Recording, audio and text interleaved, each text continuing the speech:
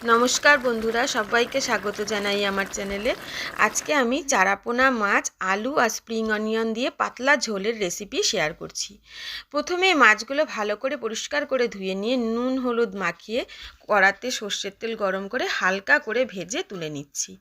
এবার ওই তেলের মধ্যে দিয়ে দিচ্ছি টুকরো করে রাখা আলুটা একটু ভাজা করে নিয়ে ওর মধ্যে দিয়ে দিলাম জিরে ফোড়ন।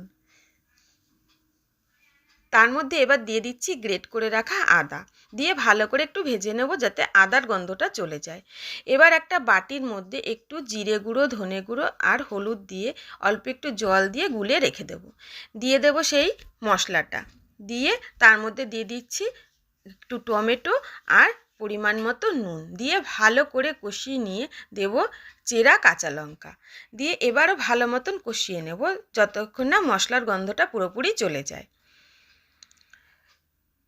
এবার দিয়ে দিচ্ছি আমি স্প্রিং অনিয়নটা, দিয়ে এবার হালকা একটু ভেজে নিয়ে পরিমাণ মতন জল দিয়ে ঢাকা দিয়ে দেব। দুপুরবেলা গরম ভাতের সাথে কিন্তু দুর্দান্ত লাগে এই রকম মাছের ঝোল, একটু হালকা পাতলা, খাওয়াও কিন্তু খুব উপকার। ব্যাস, এবার ভেজে রাখা মাছটা দিয়ে আর এবার যতক্ষণ না ভালো মতন সেদ্ধ হচ্ছে ততক্ষণ ভালো করে ফুটিয়ে নেব।